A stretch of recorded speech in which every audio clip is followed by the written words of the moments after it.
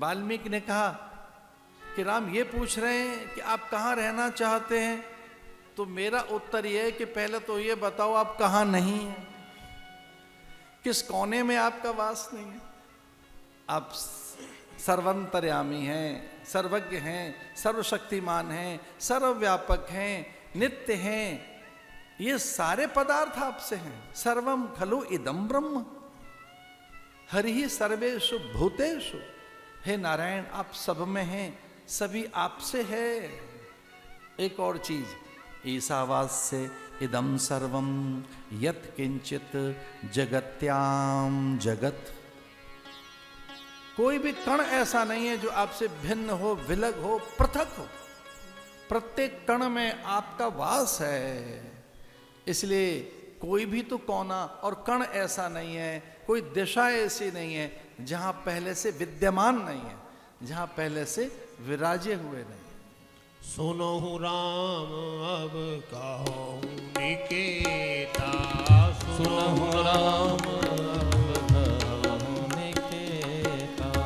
कसौ लखन सिए लखन समेत, बसौ जहाँ सिए लखन समेता। जिनके श्रवण समुद्र समाना, जिनके श्रवण समुद्र समाना। कथा तुम्हारी सुभग सरनाना, कथा तुम्हारी सुभग सरनाना। हरहि निरंतर मोहि न पूरे, हरहि निरंतर होय न पूरे। जिनके हिये तुम कहो ग्रह रूरे, तिनके तुम कहो ग्रह रूरे। हरहि निरंतर मोहि न पूरे। जिनके श्रवण समुद्र समाना, कथा तुम्हारी सुभग सरना। जिन्होंने अपने कान आपकी कथाओं को सुनने के लिए तैयार कर लिए, उनके हृदय में रहिए।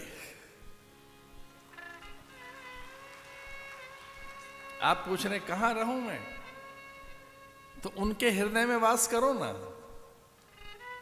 जो आपकी कथा के लिए कानों को तैयार किए बैठे हैं।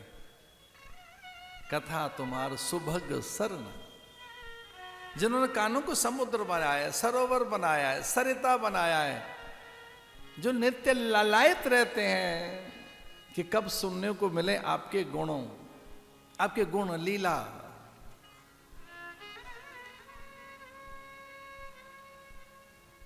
भरई निरंतर होए न पूरे। निरंतर सत्कर्मों को सुनते सुनते कभी नहीं थके, कभी नहीं अघाए। वो उनके मन में रहिए, उनकी बुद्धि में रहिए, जो दीन के लिए तत्क्षण अपना सब कुछ अर्पण करने के लिए तत्पर हो जाते हैं, जो माता पिता की कभी अवज्ञा नहीं करते, जो कभी उनके दोष दुर्गुण नहीं देखते, जिनकी जिह्वा पर कभी पिता के लिए, माता के लिए दुर्विचार नहीं आता, जो वृद्धों का आदर करते हैं, जिन्होंने कभी कन्या और स्त्रियों का तिरस्कार नहीं किया है, उनके पास रहो ना। जो कभी किसी कन्या और स्त्री का तिरस्कार नहीं करते, दीन दरिद्र का, जो वृद्धों की सेवा में है, रोगियों की सेवा में है, अतिथि अभ्यागत आगंतुक के लिए अपना सब कुछ अर्पण किए बैठे हैं, उनके पास रहिए ना। और हां, जिन्होंने एक ही लक्ष्य बनाया है कि प्रातः काल उठकर गौ पूजन करना है, गौ के दर्शन करने हैं, उनके मन में रहिए ना। क्योंकि जगह जगह किन किन और कहां किन देवताओं के दर्शन करने जाएं, तो कहते हैं गौ माता में सभी देवताओं का वास है। देव मंदिरम ईश मंदिरम, जरूर देवालय जाओ, निसंदेह जाओ, शिवालय, देवालय, मंदिरों में, आश्रमों में, स्थानकों में जाइए प्रणाम करने, मुनियों को, संत महापुरुषों को, लेकिन प्रथम प्रणाम गौ माता को करिए, उनके हृदय में रहिए।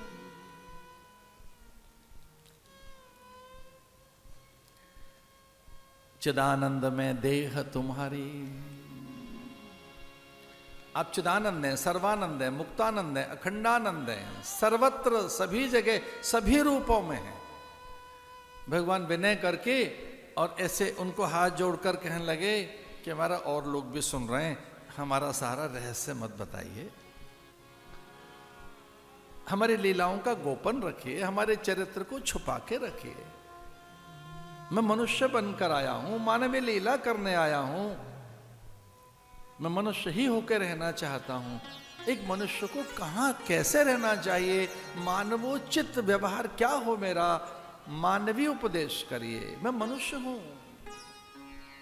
और तब उन्हें याद आया, हाँ ये ब्रह्म मानवी वेश में है। तब वो कहने लगे ये स्थान उचित रहेगा, चित्रकूट में वास करो, हे राम चित्रकूट में रहिए।